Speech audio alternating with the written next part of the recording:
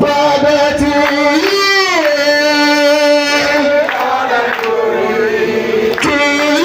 Jesus, you are the honor. To you, ancient Father,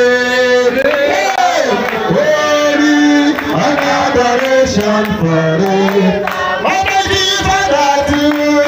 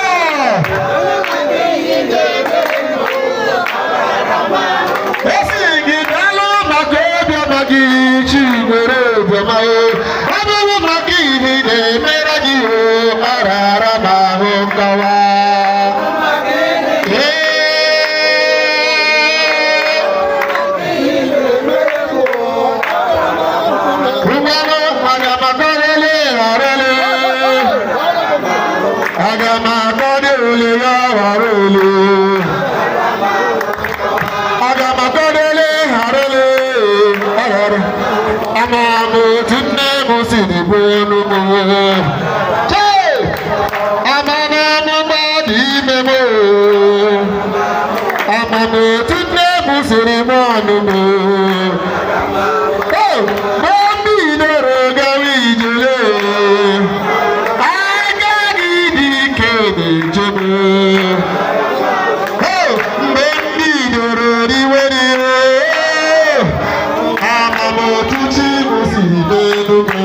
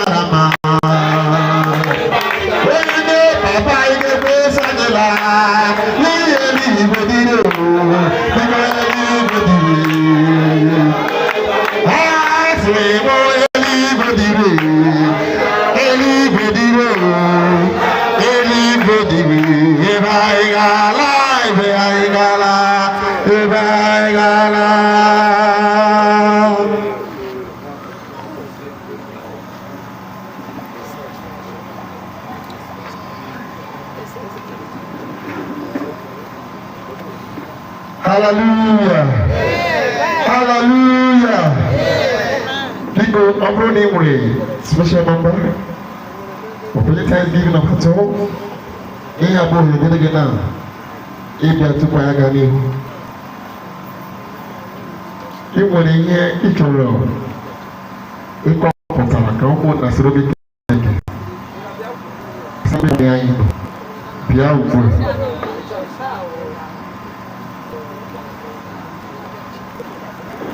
Ọbụrụ na ọ dịghị anyị na anyị ọzọ.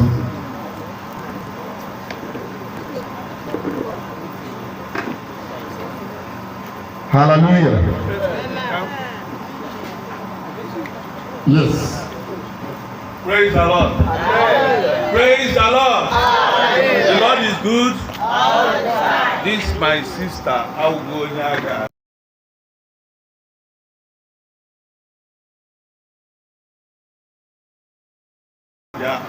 I say, that birthday open in my body, was it to say goodbye? Ge atula ebu nebachi. Because he gave me just up. Because I didn't grow one night. Like I said,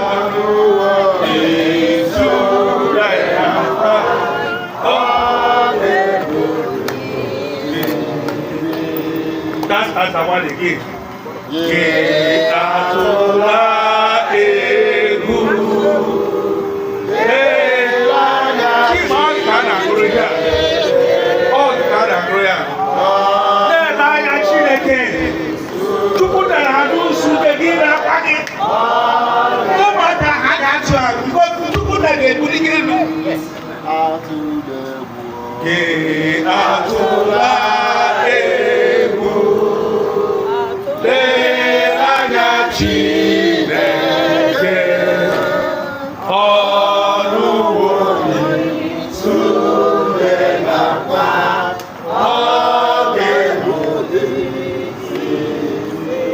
Praise the Lord.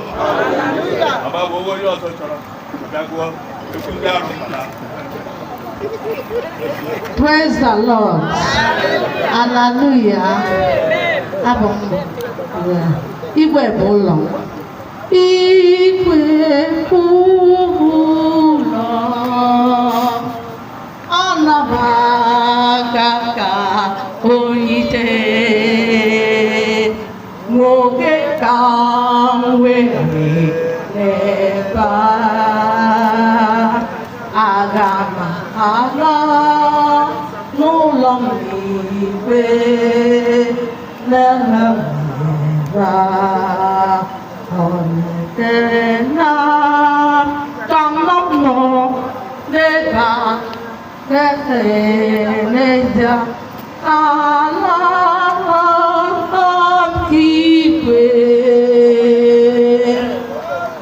igwe ụlọ agụ m na-agụsi ike ọ na-agụ n'ezie ọ na-agba ọ bụ mgbe ole ka ọ ga-abụ anya m ga-ahụ n'iru nke na ka nna m nọ n'ebe lele anya na-adabere m obi iwe bụ ụlọ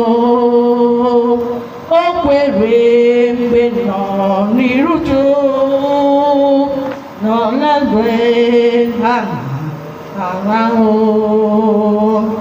ọ debe na ka ọ ga-abụ n'iru nke na ebe ahụ na nne ezi onye ka ndị agha na-arakwa igwe.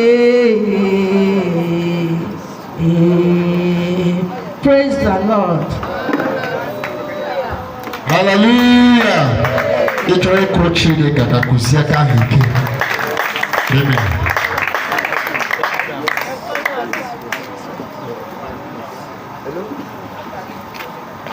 n'ebe ka nọ mọbịara mọbịa ịbụwa nka na-abụ ụlọ n'ebe ka nọ mọbịara mọbịa ịbụwa nka na-abụ ụlọ aleluya ebighị ebibịa ebighị ebibịa ebighị ebibịa mezuru ike zuru ike ebighị ebibịa ebighị ebibịa ebighị ebibịa mezuru ike akpịkpa bụ mabụrụ n'akụkụ nke ọzọ ya ọ na-asị akụkọ ihe ọma mkpụrụ obi m nụrụ na mụrụ onye nzọpụta n'ụwa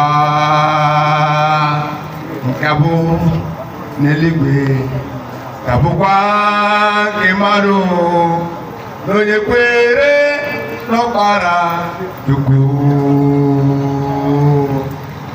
igwe bụlo igwe ka m gala ebe Jizọs nọ na-echere m ka m bịa igwe bụlo igwe ka m gala ebe okpueze m nọ na-echere m nara m ga-abịa ọzọ ịkpọrọ unu nye onwe m n'ebe m nọ unu niile ka nọ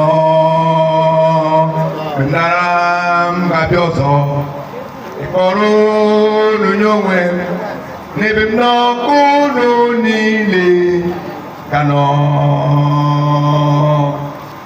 igwe kwuru igwe ka m gala ebe Jizọs nọ echere m ka m bịa o igwe kwuru igwe ka m gala ebe okpueze m nọ echere m ahụhụ niile ga-agwụ n'ụbọchị ahụ gbanye ma bụ gaghị iru onye nzọpụta mkpagbu n'iru uju ga-agwụ n'ụbọchị ahụ gbanye niile ga-ezukọ n'ọṅụ igwe bụlo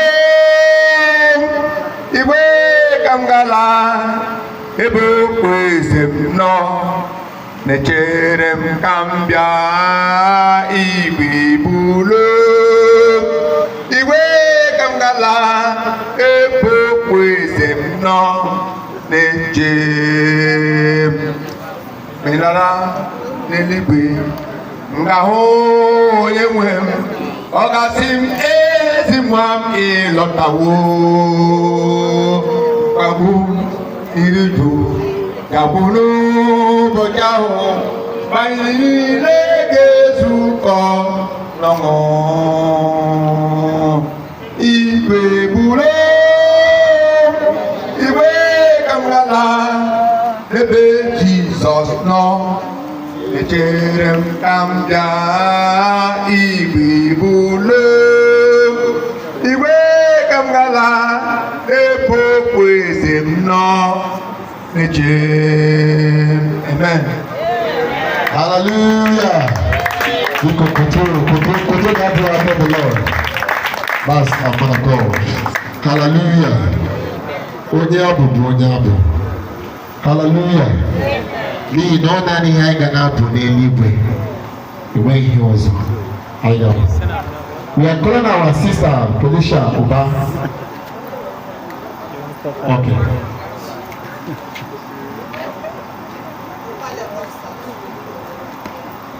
Sister Felicia Uba.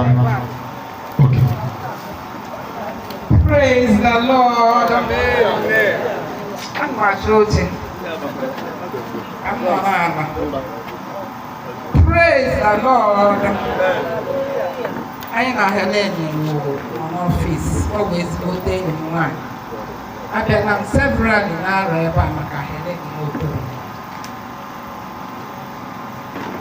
m ga-emetụ mkpụrụ ihe abụọ agụ m eme nnukwu m ga-eme obere ihe ọ na-awụ anyị na ya nọrọ ya na-eme ihe mere anyị ji hụ ya n'anya nke ukwuu anyị juru eju ebe a n'abalị a m ga-akpọta jos mmadụ abụọ ka anyị metụ obere ihe ọ na-awụ ọ nọrọ ya eme anyị abịarutela ọrụ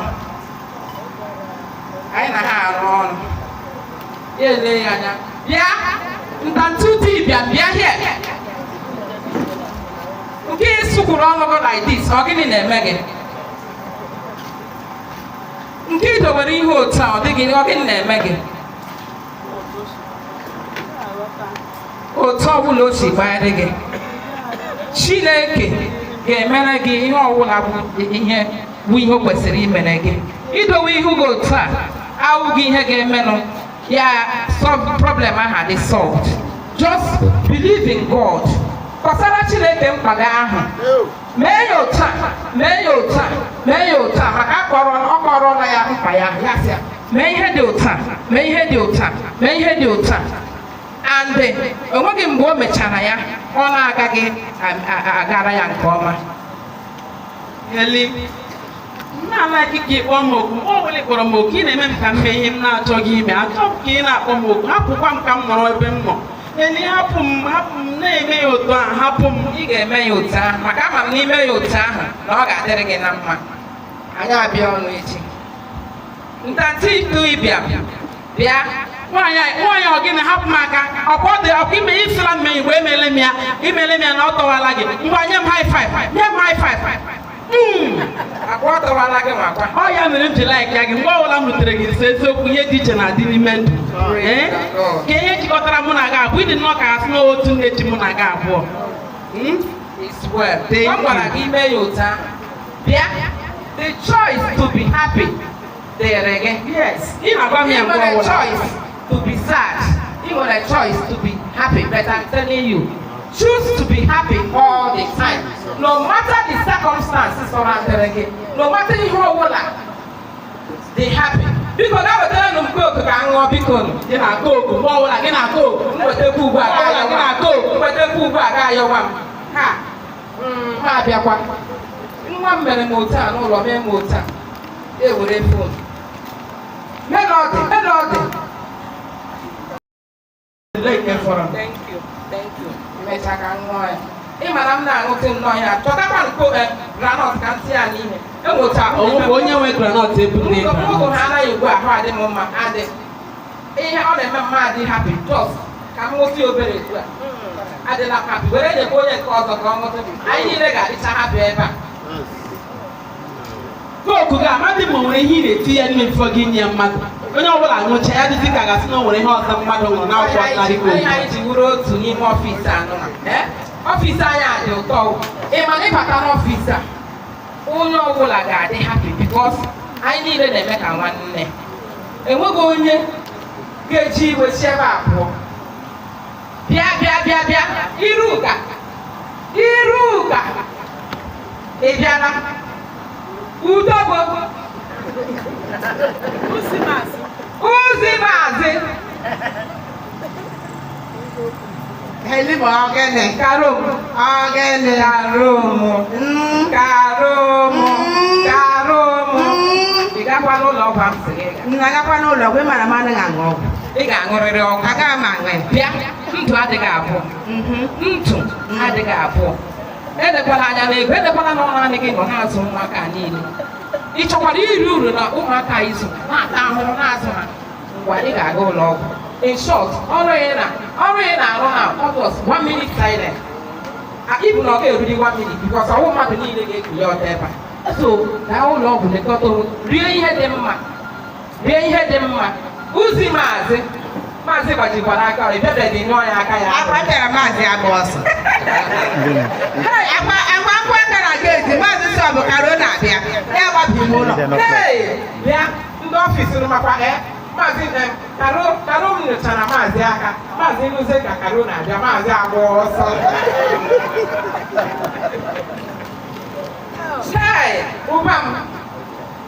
Ụbam enwe egwu ahụ na like etu ị na-agụrụ m gụtụrụ m ya olu gị olu m kacha mma o ịma na ọwụ pastọ n'olu m na chọọchị ndị chọọchị niile ngwụcha ha na-eme ihe na ndị niile bịara chọọchị ala otu ọ ga-eme ma aga ama ịkwụsị ga na-agụkwara Chineke egwu so bete ebe nke gị dị mma ndị mmụọ ozi ya ha na-abịa gụtọrọ m ekwanụ ka ị chọọ ka ngụrụ enwe egwu ndị chọọchị unu anya nna ala gụtọrọ m ya oke o gwanụ m nke ọwa aka m dị n'elu ke nke hụọra m ya nke ahụ oke erutela m ya ọwụ sọ otu ihe ka m na-arịọ n'aka gị nwanụ ka m biri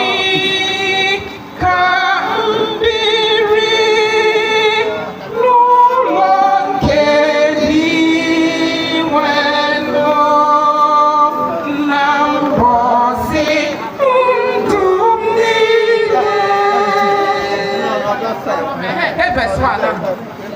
Iwenụ bụ ihe na nzọpụta m, onye ka m ga-atụ egwu? Iwenụ bụ ebe mgbaba m, onye ga-eyi m egwu?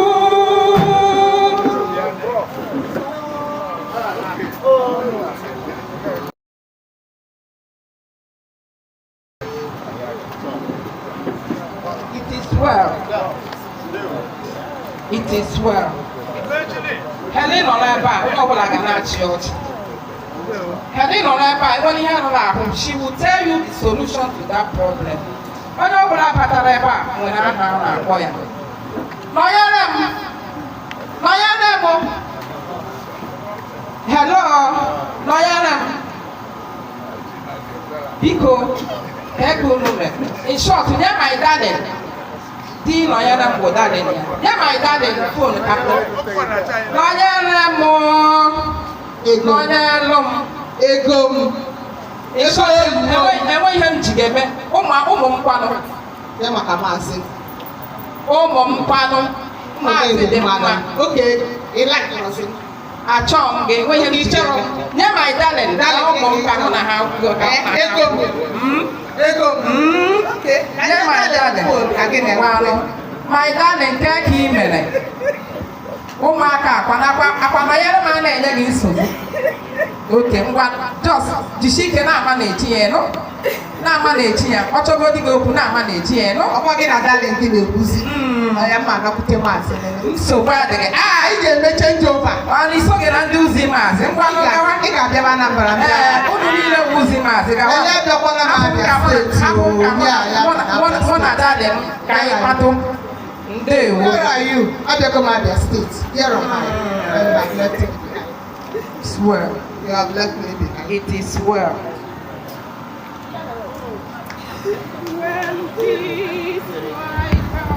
River attended my way when sorrows like sea billows roll. Whatever my Lord thou hast taught me to say,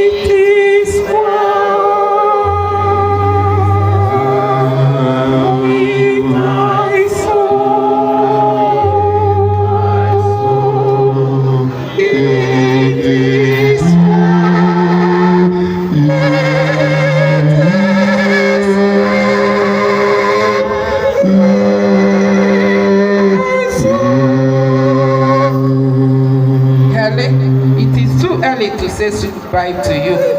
But the Lord our God, who knows everything, who has called you, O Lord, to come and be with him and have rest.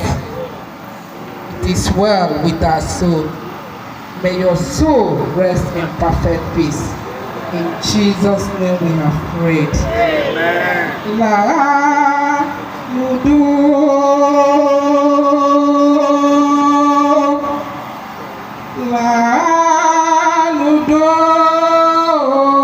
wane la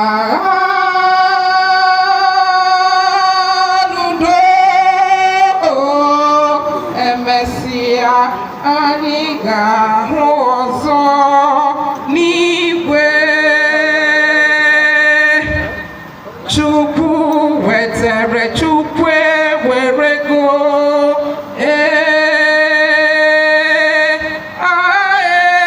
Ngọzi dịrị aha Chineke, onye nyere ndụ ewerego ya. Biko nna, nabata ya n'udo. Amen. Hallelujah. Enwe ihe hụrụ n'abalị a. Enwe ihe mụtara n'abalị a. Mgbe ị na-akwụ onye nwụrụ anwụ ka ị na-akwụ onwe gị. Mommy Helen, I know you are here. Amara m quite alright na ịnọ ebe a.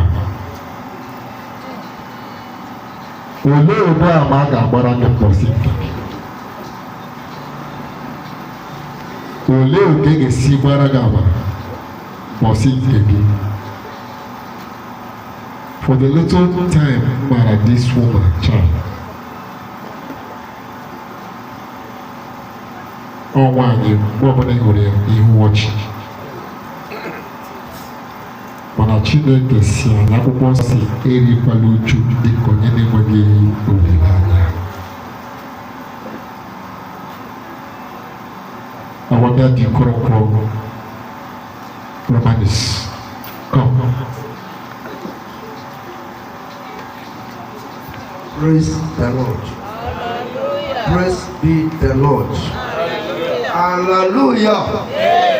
Hallelujah. Onye na-afili na ọnwụ nwanyị a na-ewute akara ya volunteer onwe ka ọ ga replace ya. Can anybody try it? So we are working here. Chukwu si m ụzọ gị, si m ụzọ gị. Biko nyere m aka o, nyere m aka o. Ka site n'okwukwe wee jee ije ọma, were ihe na-achọ si m ụzọ gị. Onye besa bịara mee ya atọ. Amaghị m ma omini. Chukwu si m ụzọ gị o, si m ụzọ gị. Chukwu si m ụzọ gị o, Yere ụzọ gị. ka site n'okwukwe wee jee ije ọma, were ihe na-atọ Si m ụzọ gị. Ọ hụrụ m n'anya. Jehova Jireh, ọ hụrụ m n'anya. Ọ hụrụ m n'anya. Ọ hụrụ m n'anya. Onye na-edu m nọ nso. Onye na-edu m nọ nso. Ọ hụrụ m. n'anya. Ọ hụrụ m n'anya. Onye na-edu m nọ nso. Onye na-edu m nọ nso. Ọ hụrụ m n'anya. N'anya. Onye na-edu m nọ nso. Onye na-edu m nọ nso. Onye hụrụ m. Praise be the Lord. Chineke nke igwe ị na-apụtara m mgbe mmụọ m nọ na nsogbu ana m enye gị ekele ọma ka m na-enye gị otuto ọma ka m na-enye gị abụ igosi na ịdị ukwuu gbara mmehie Chineke ka m wee gosi na ịdị ọkwa gị siri ga-eburu m ibu a ọkwa gị siri ga-abụ nke m male mana m dịrụ gị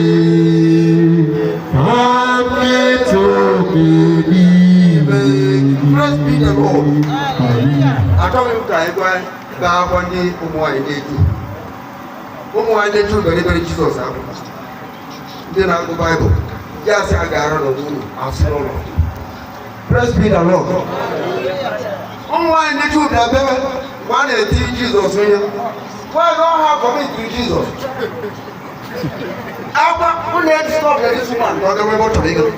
Nobody should disturb this man. Praise be the Lord. Now you can now this family to work as a family and commit to this. By your prayer, if we are sincere, she will move. Again, you couldn't even the church. Chineke sinia mana hono before I get. Chineke ke hala money. Chineke ke wrong. All of us, I'm not preaching, sir. Please, I'm not preaching. Chineke ke wrong. Yeah, man. Ana ma don't know bala di mani. Ide bube Chineke. Ide bube ole nwam. Ide bube Chineke oma. Idebube onye nwe m Onyema idebube onye nwe idebube Chineke idebube. Hallelujah. A round of applause to Jesus Christ. Amen. Ịma oge ahụ nọ na-ekwusi onye ọbụla nwere ihe ngosi maọbụ akụkọ otu onye ya ọ dịka na sif na enwe onye pụtara enwe onye dị serious ngwa jiri anya gị na-agba onye Krismas. Hallelujah. Before anyị agawa n'ihu anyị na-aga ime introduce anyị na-aga kọpụta ndị nọ ebe a. Yes, onye ahụ na-adị anyị retired but not tired. Daddy, electorals. Hallelujah. Amen. You really bring out Jesus. I'm the pastor in charge of Assemblies of God Church, Amoivi. Ezioku, Woye ya, Kanana Mortuary. Yes, and I did the banana 28th of this month. All put in here, capacity. So that the people greet the congregation. Hallelujah. Yeah, still our brother, Pastor Ifeanyi, the same Assemblies of God Church. Well, Daddy. Amen. Hallelujah. Kabukana our brother, Mazi Sisi Kono Marafoma, Daddy, the congregation. Hallelujah. Hallelujah. Hallelujah. Ugwe, aina biji.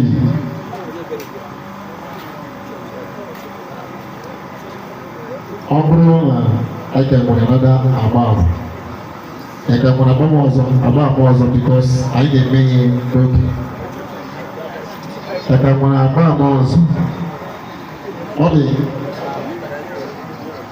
Emma, I don't think I na-atụkee. So I believe Nwakaego ikpeazụ onye ikpeazụ. Ama mmebi ikpeazụ nke past gọvanọ kọntrị. Ayi ikpeazụ nwanne gọvanọ nke kere achịntọ.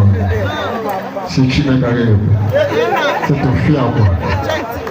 Iwu nwanne ala esi otikwa. Gwakwatụ anyị ihe Chineke. Gwa anyị kọwara anyị igwe. Hallelujah. Ụfọdụ na-abịa abalị si isokwu ha ala by 7. Ndị ọzọ bịa ha nọ so from 6 to 6 in the evening, even 7 in the evening before going. Destined for that. My mama said, Chineke, all that Koro and Helen. I don't know what Chineke. Ya wete kasu na arịọkwa Chineke ya na blessed are the dead who die in the Lord. Hallelujah. Amen. I heard a voice from heaven. I heard a voice from heaven. I heard a voice from heaven saying unto thee, write from henceforth, write from henceforth, write from henceforth. Blessed are the dead, blessed are the dead who die in the Lord. Hallelujah. Amen. Even so said the Spirit. Even so said the Spirit. Even so said the Spirit, for they rest from their labors, they rest.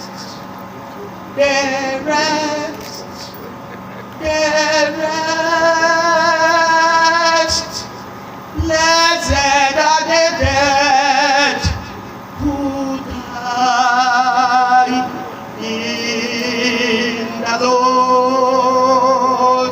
Hallelujah. Amen. Sorry for my voice, but the message has been passed. Blessed are the dead who die in the Lord. And I hope today that my Helen is with the Lord. And may God console us and console everybody that is related to them. In Jesus' name. Thank you. Ipò tó kutu mọ́ mi àná. May God bless you. Biko, anyị na gị hụrụ ohere a nye onye ga-agwa anyị okwu Chukwu na nkenke. Dịka pastọ ihe anyị Chukwu Nwokoro. Thank you.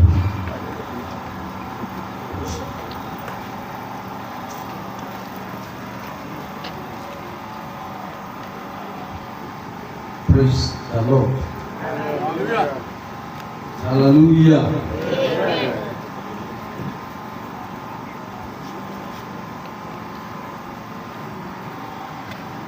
Enwere obere okwu Mọmi Helen sị ka anyị zi onye ọbụla n'abalị a.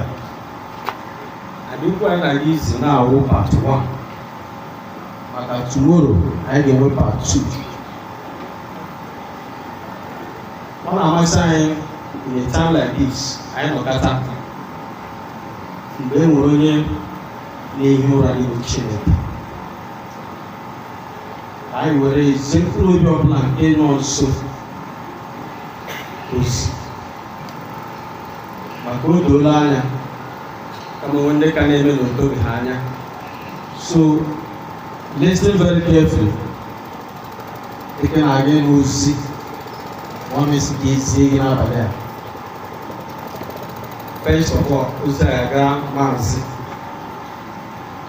na ezinụlọ ịgwa ndị niile so na-ebu uju a. Amen. Amen. Amen.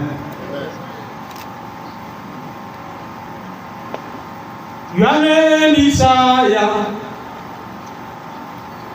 above all that name. Your name is Jesus. Your name is Lord.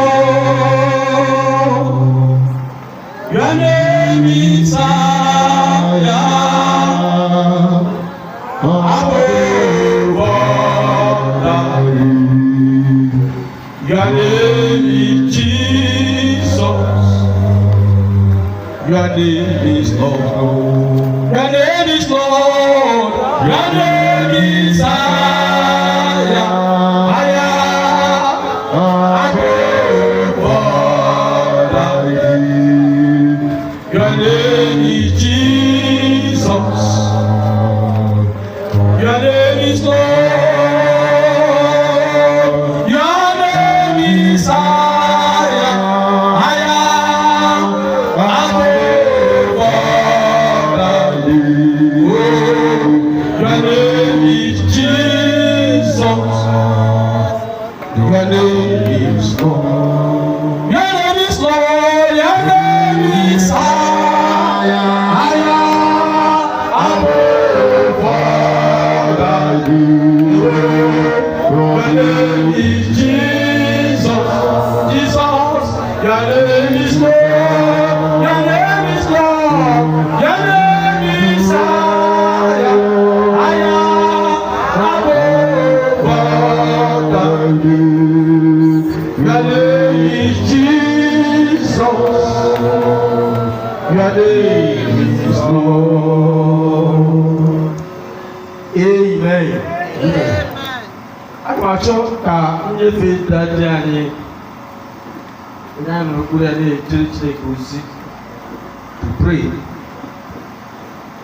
And this Anyị next ga-achọ igotuto na-enwe okwu ụrụ ụmụ ndị na-aga ndị okwu gị ịma ndị okwu a mere ka emetụta mmadụ gị si na ha Chineke zọpụta mkpụrụ obi ha n'abalị a okwu a bụrụ ngọzi nye anyị ekike ji ozi amara nke okwu so ya n'aha Jizọs. Amen.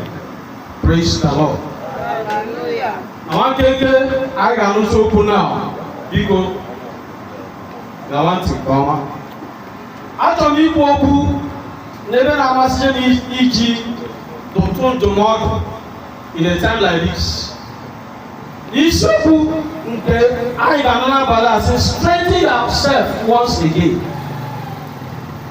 Strengthen yourself once again. Amen. Amen. Ebe anyị ga-ewere ọgụgụ anyị ga-abụ n'akwụkwọ 2 Samuel chapter 12 from verse 15 to 23. Ihe awa abalị.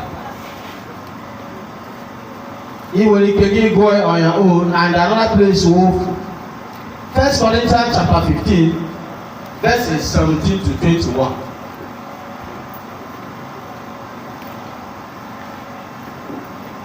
Upon the eleven again home, ihe gosiri n'abalị a mgbe ahụ na-egosi ihe gbasara ihe ma ọ mee n'ọfịs. Ahụ m na-ele anya na-aṅa ntị na-efo. Ama gwara ya ekpere mbụ ka Chineke gbakwara ofu ama. Ọ bụrụ na ị ga-ebi ndụ gị nke mmadụ gị na ya nọ ga-agbara gị ama, eluigwe ga-agbakwara gị ama. Hallelujah. Hallelujah. In a time like this, I know where everyone also as a case study. Anaghị esi ozi anabala na-enwere n'ọsọ kama ọ bụ ebe ọ bụla ị nọ na-atụ ntị gị. It is always a time for sober reflection, a time for you to sit down and begin to think about yourself. Ndị a na-anọ n'ịnọ n'ọfịs now. Ọ bụ naanị Chineke mara how they are feeling. Otu a nke ọ dịkwa maazị na onye ma ọ na-ehapụ. Otu a nke ọ dịkwa n'ebe onye ọbụla n'ime anyị nọ, ọ bụrụ na onye gị na ya dị na mma ma ọ nwunye ma ọ bụ di hapụ gị, e nwere aka ọ na-eme na nsị. But one thing is this, all the are very clear that whether we like it or not, man must continue to depart this planet Earth. Hello? Is somebody hearing me? I hear you, sir. But you know, they wouldn't sometimes make that, irrespective of what we are seeing and what we are feeling now, immediately after, Elo this body in a grave tomorrow, every other person's lawyer, Alaba, only obligates like how they pay, forgot what he or she has witnessed. No matter how we feel, and no matter what we are seeing, it cannot change the standard of God. Go anytime you know like this. Yapun in a chop. In the Bandugana. We will never happen. Why? We hope now for this to heed to that. The reason why we need to tell ourselves the truth about departing this planet, and why we need to strengthen ourselves in a time like this, but that so many people are leaving this planet Earth one after another. I was told of a young man who a politician. You know, I would have asked for us to read that particular aspect and the line I have. You can read on your own. Is somebody listening to me? And when a politician and Lord are going to go, because this man stayed and did everything over the key, all the room more. He only project don't you think that this year with 2025? Yeah, all those things. But a time came. Yes, in ye prepare him not to be a god. In ye prepare China. Nadi o talk.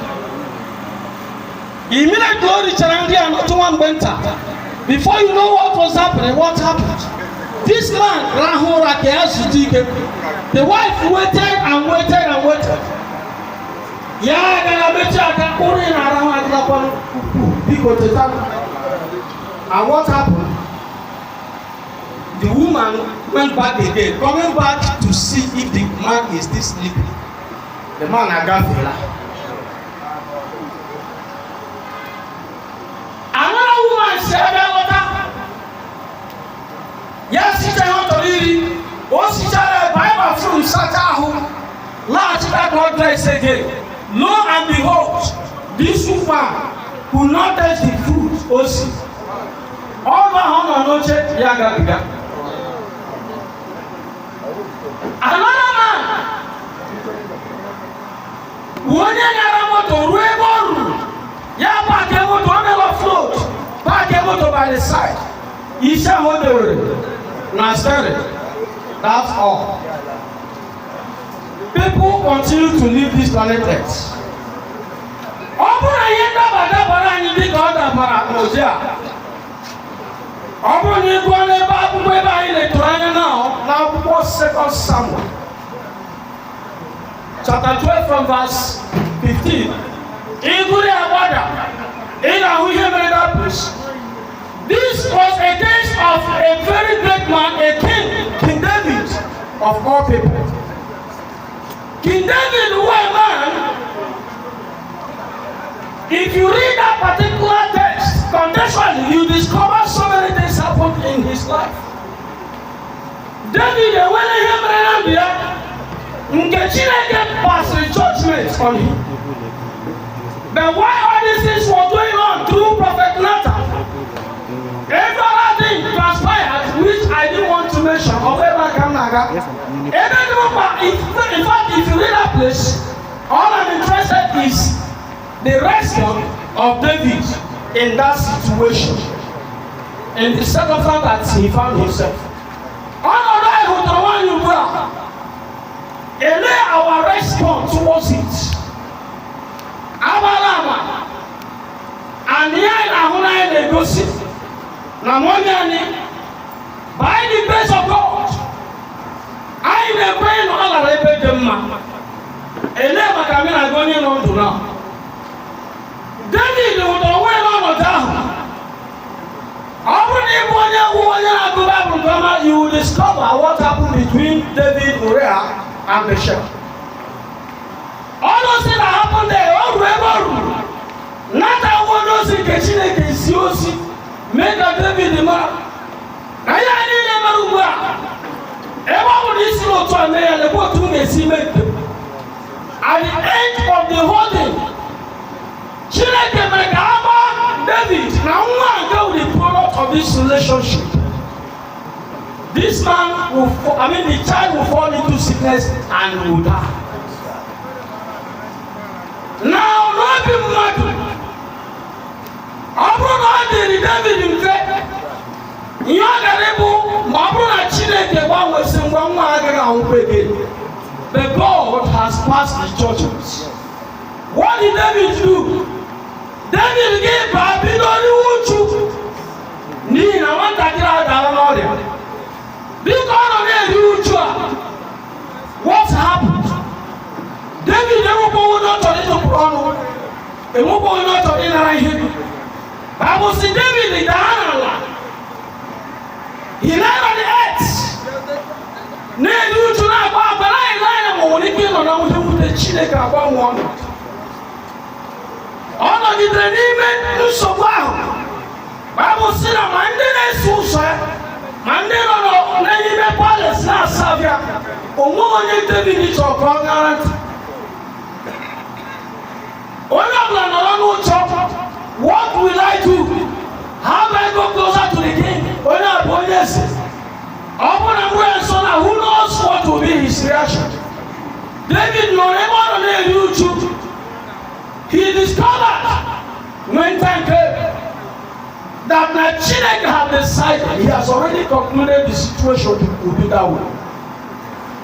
What can I conclude today? Bible says, now this very young man later passed away. There is nothing David could do again. All kind of paper nature, the way he would give that Chineke made. And the people under him, his servants, all of them were just whispering to each other. Only that says, Emma will not get me. I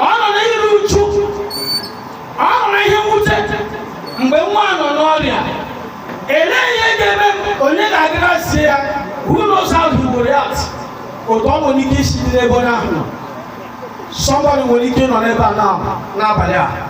Elegant to mommies in Elegaka, or to Guinness. Even if they all plan and never Abasadi.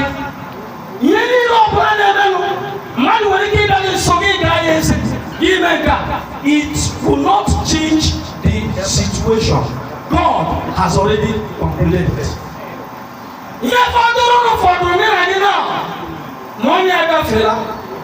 What did David do? What did these people were whispering within themselves? Please, you don't know according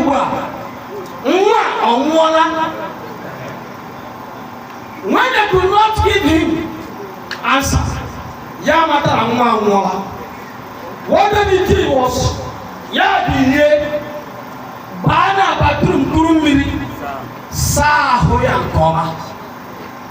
because of what? He discovered that the situation, he has no solution to it. And there's nothing anybody can do about it.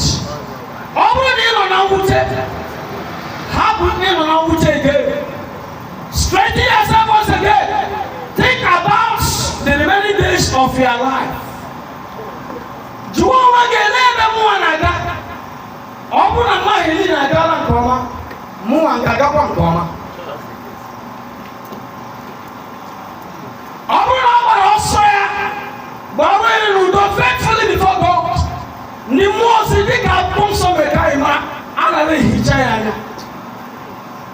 You and I travel on this planet Earth. How far? Hello. David, to the surprise of everybody, Tirefe, Ghana dining, Sibiko Nyamuri can make it,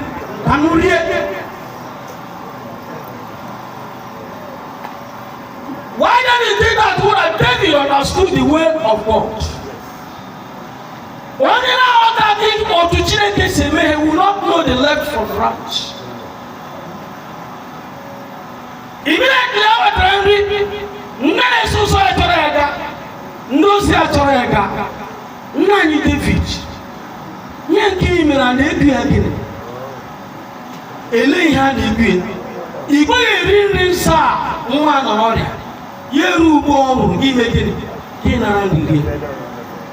somebody can only put up a last school.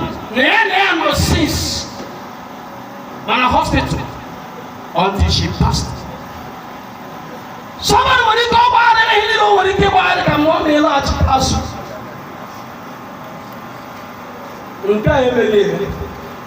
It means that you don't have solution to that particular time that the Lord wants to call her back. Yeah, even the name of him I don't believe I come and get children to say, don't trouble yourself again. Straighten yourself once again.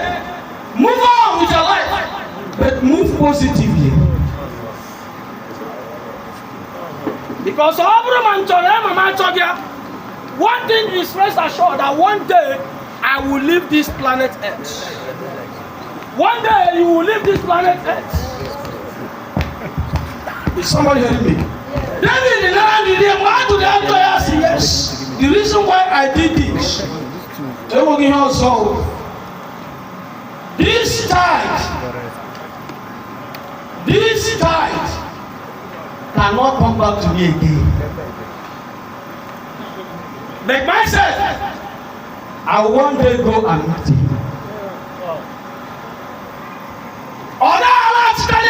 Money cannot come back. Rather, we should be preparing to meet her.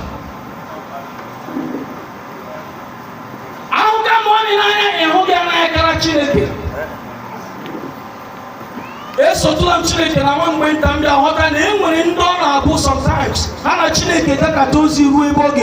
when you think God apollo her because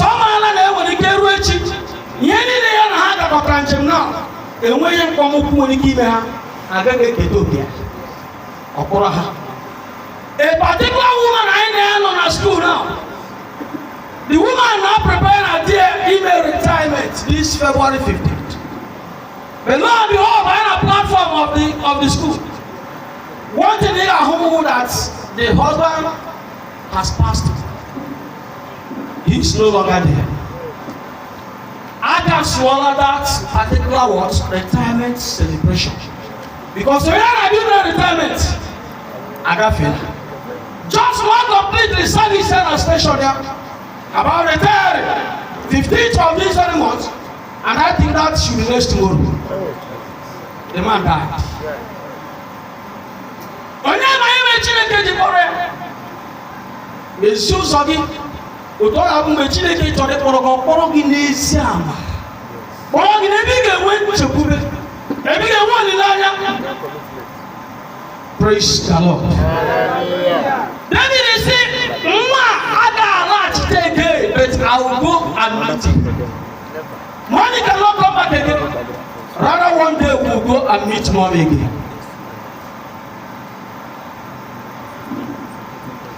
Ama chukubara nebeno.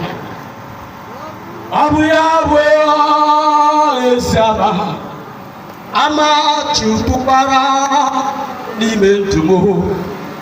Obu esaba. Ama chukubara nebeno. Abuya esaba. Ama chukubara Arochukwu. Why am I telling you people this? In Ghana, 1 Corinthians chapter 15 from verse 17 to 21. In that the reason why death has come. Like the book of Hebrew 9:27 will tell you that it is appointed for man once to die, but after that what? Judgment.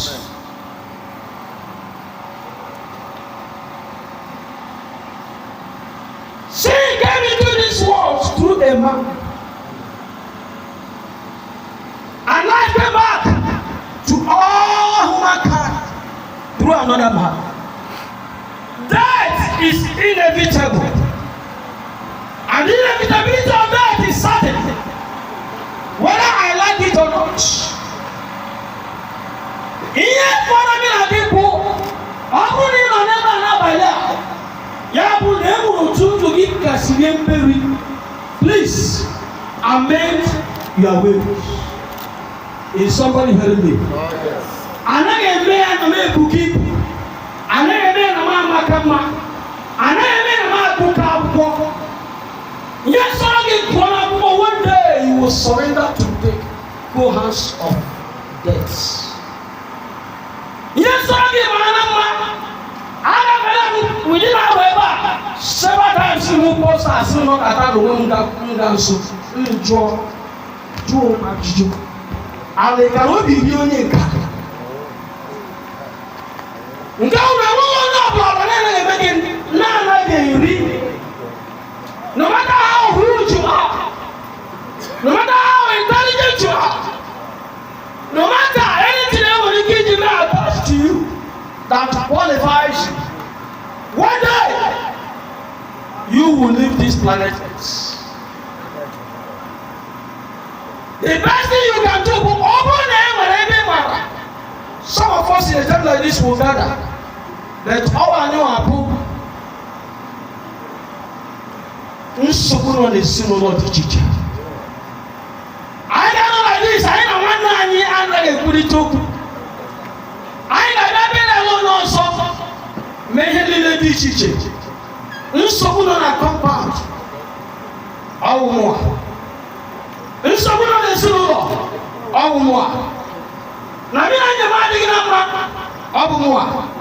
Na nkewa n'ezinụlọ nwere ụfọdụ ụmụaka hapụrụ nyem ụfọdụ ọwụmụ a. N'ogo adịghị mma aka m dị ya. Ma agbakọta like this, abụ ọba abụ gị soro bụ abụ. That you sing for the Lord does not mean that God has accepted your worship. But David did not. What has such a holy child? The Bible says David, having understood the word of God, David by stripes no longer to Chineke. He went there and knelt down and began to worship God. Yeah, when I pass the judgment to support. Nke mbụ na mma ha agaghị apụ n'ụlọ gị n'ihi ihe o mere. Nke abụọ bụ na nwa ahụ a product of this relationship with God. David did not rush towards the implication and the consequences of the judgment from the sin that he committed. But he was afterwards how to appease God, to please him because he made him. Bible says because of that,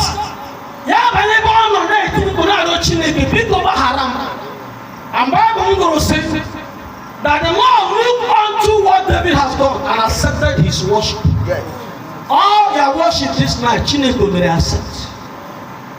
It is left for you. Yes. Right on, Pastor. Go ahead.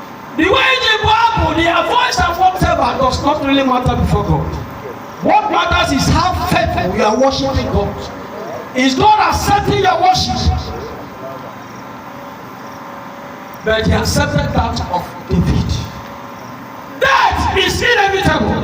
Now, before I round up, let me tell you the reason why somebody like us, or some people like us, now they won't be taught. When you are doing your own, and I find out that I cannot do what you are doing, but I am in the Lord, I will be consoled.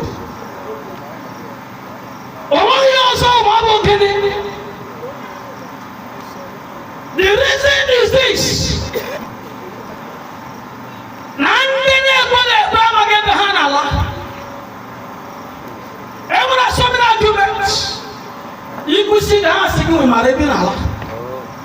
The spirit that is embedded or that is now in the life of a child of God is not the same spirit in you. If you have not accepted Jesus Christ as your Lord and personal Savior, you can really believe how come today. When you want more Chineke n'ime ya, anaghị esi ụzọ ahụ ma others admonish knowledge. Ọ naghị enwe mkpụwọpụ. Ihe niile ga-eche n'obi wa arụ ala. Ịchọ fight ndị ọzọ na aka ga-asa mee ka ha ghara iche eto. To put down others' careers. Ihe mụ ha bara ahụ a different thing. To God be the glory. Na agbara mma ụdị ama. Wee ka agbara gị nwoke ama. Ụbọchị nke nwa.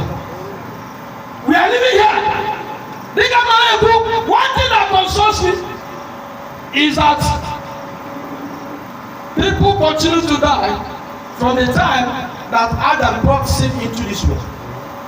But to God be the glory that man Jesus Christ came and his atonement for the sins of the world there on the cross.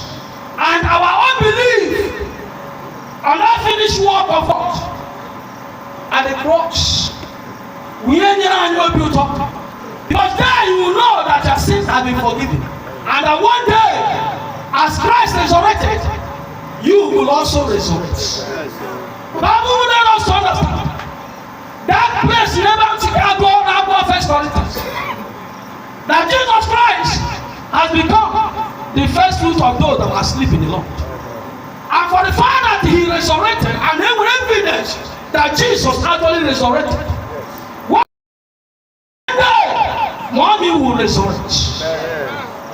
One day, everybody will resurrect. Will you resurrect with them? Will you be among them? It's a question for you to ask yourself. That is my hope. That is one thing that consoles me. Most are faithful and end up well. That very day when it will happen, I will resurrect with Jesus Christ.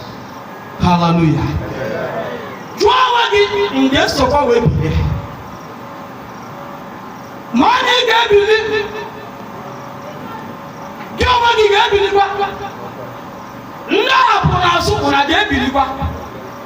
You can only join, and you will do that if you queue up. Follow ebe maazị, ebe ma ọ mịkwụsịrị. Gị follow ya. Ogidesi ike n'ikpere Chineke. Ọ bụrụ na ị meghị nke a, when she will resurrect, you will not be there. Ka ha dị na mbụ n'abalị a, bụ dịka anyị nụrụ okwu a, ndị niile nwere ike ịtụgharị uche. N'ogidesi ike soro Jesus Christ. Jehova ga-enyere ha aka, gbaa ha ume, support ha, nye ha ike, ha ga-eji soro ma resurrected with the master. In the name of Jesus Christ.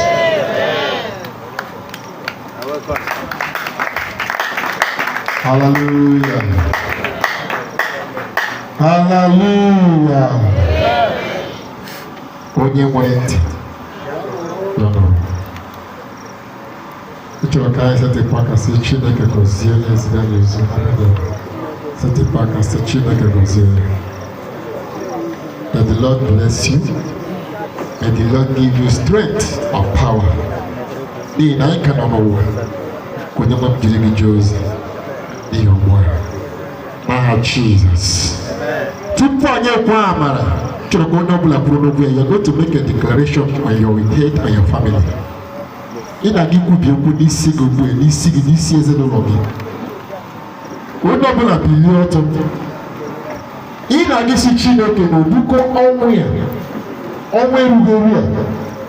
ihe ọbụla bụ ihe isi ude ịnọcha n'ụwa ebe a ajụghị n'eluigwe ọ kakara mma na abụọ ga-abụ ị na-aga isi n'abalị a oduka nri a agaghị ọzọ n'ezinụlọ ndị isi ụlọ agaghị ebutere m ozu agaghị ebutere m ozu ị ga-asị Chineke n'abalị a ihe ọbụla ga-abụ ihe ọnwa erughị eru ọnwa ịkwa akwa ọnwa iru uju ibulata nwa na-erughị eru n'ozu ibulata nwa gị n'ozu gị ịba n'ọdụ n'eli nwa gị ị ga-ekwupụ ofe n'abalị asị Chineke ọ gaghị adịkwa ọzọ ọ gaghị adịkwa ọzọ ya pre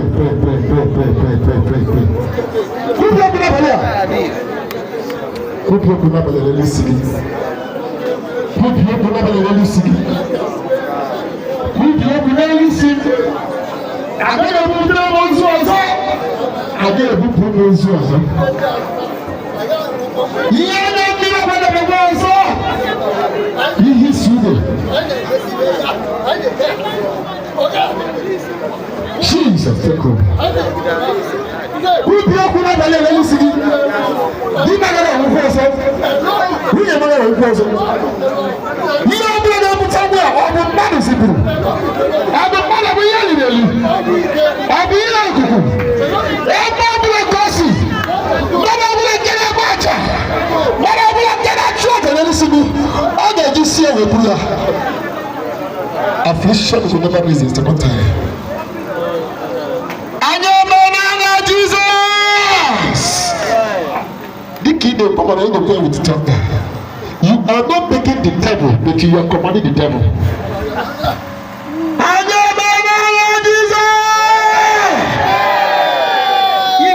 Everyone like a tongue, he hear the when so go see and I you put up there. This only stop and social living.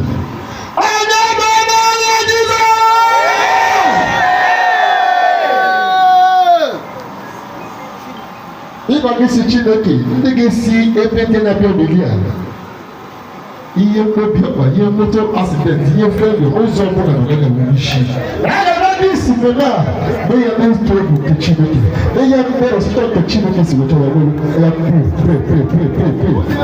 ụzọ ọbụla ka ọbụla si wee pụọ anya ihe ọjọọ ọbụla ụzọ ọbụla ime ndị ga-esi ebe ndị ga-eme ozu ụmụ ya agba Port Harcourt Lagos onye meme ya I am put people on the list.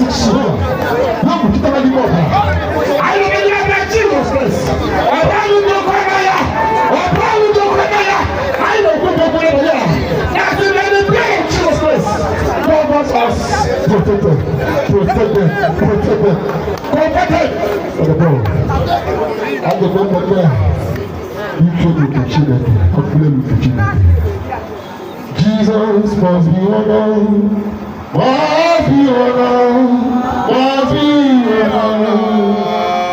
Jesus must be honored in my life every day. Hallelujah.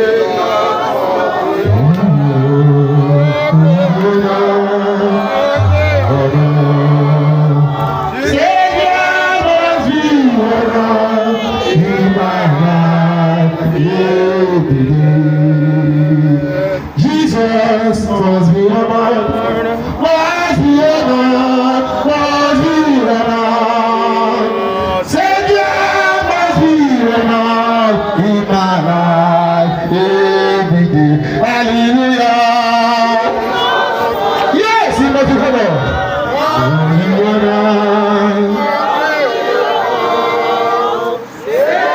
Jesus must be honored in my life. I am in Jesus. Only the God time to move to Rio. You are brother Mochi. You are brother Bowa. You are brother President. Man of like that, Holano. You are people get the cover. Nobody, anybody, let me alone, Jesus. Man of like that, printed. He died on a Biblia. He might. You have a Rabbi. Who was he there? Okay, Jesus.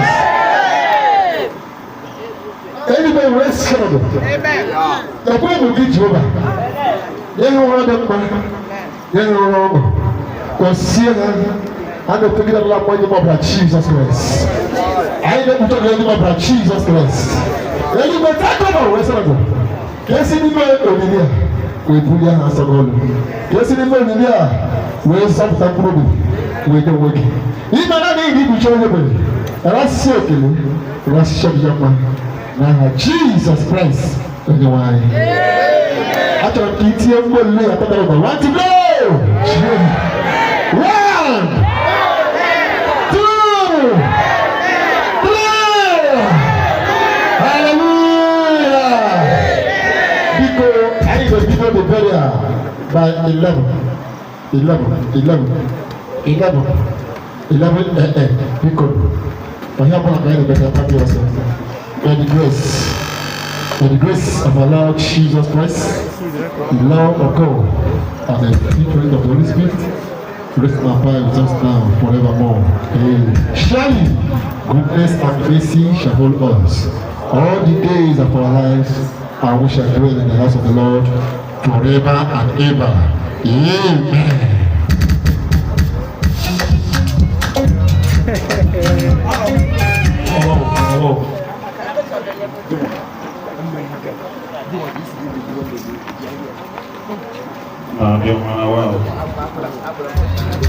Continue, DJ.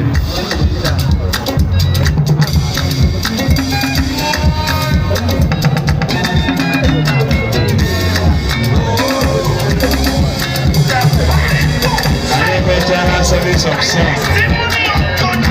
We are going to help our way.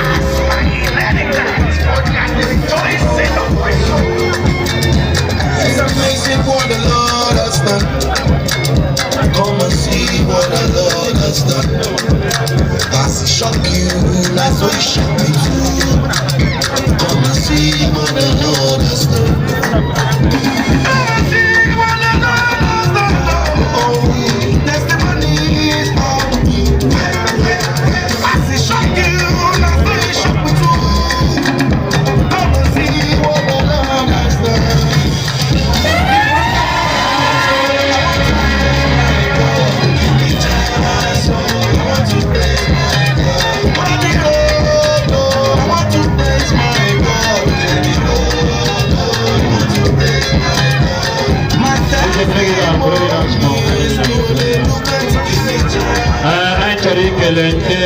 Assemblies of God Church, Amovi.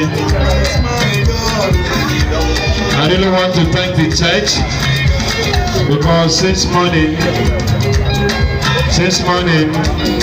they have been here. Even the church surprised me this morning when they came early in the morning. Find a man heavy to the grave digging, which I eat. Now one that made this wicked. Nasika Jehovah Bolo Menaha Jesus. My own brother, the person preaching this night, both of us were together at Mary's Lesson Secondary School those days. It's an old boy of Mary's Lesson, and I'm very happy to hear him speak.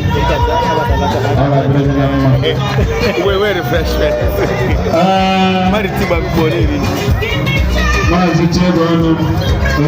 God bless you, sir. Madam Barato. Nah, if I come on the bottom dozen, if I should talk one losing around somewhere, but I come on dozen. But this is not a more. It will get you come now. What is here? I don't want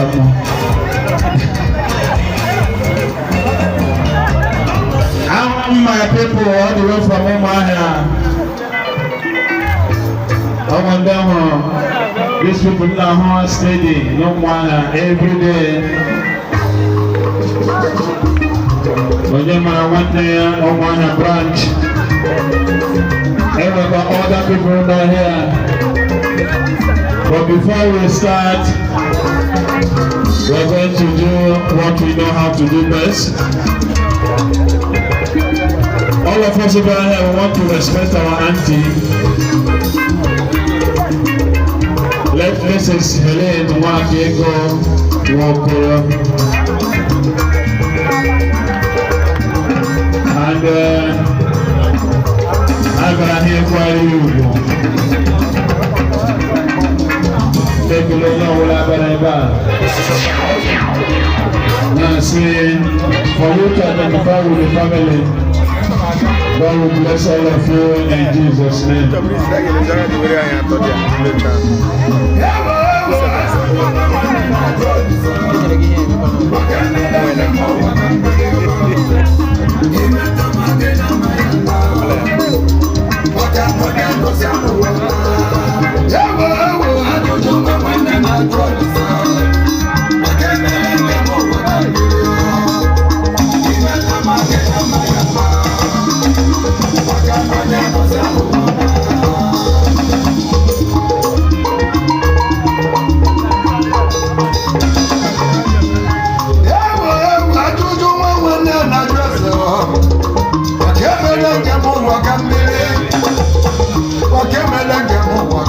Yes, we can bring it down. I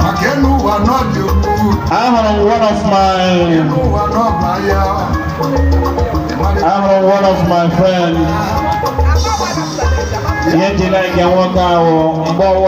Location. He treats me like a son. And he kept going to the Narrow.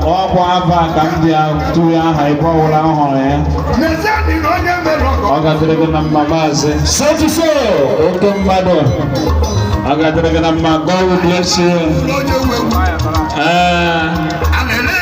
Ana mekele madedeka maze machie okoafo maze machie ogaterega masa maze machie oko ogaterega ma all the way from Dago Vikita, and with him is his friend Emmanuel even as a medical doctor. There are some doctors they think even all over. I examine how they are suffering from pseudopodia pandemonium process, which can result to anemia, scatter impurities. If not treated, can lead to psychiatric madness. It is confused. Oh, we can hear with headache. They were English confused. The more they speak, the more money will come. But Professor can give me money, you know what I Professor can get a mega as a medical doctor. Professor Kangeneme, thank you for coming. God bless you, sir. As we go on, we'll be introducing many people better this week. But for now, I would like the DJ to play. Immediately it is 12 o'clock, we are going to observe a minute silence for our sister. So, you know, when I name my 12 o'clock, that is what we are going to do. But for now, the wake-up have started.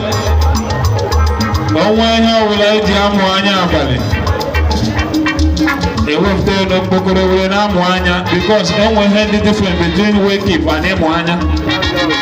Wake-up and Mwanya were the same thing. In Mwanya, we had a jam Mwanya. Thank you. If you want to watch us live, you can log into www.arochukwu.com. We are streaming live on behalf of the Revolution Entertainment all the way from United States of America. I thank you for being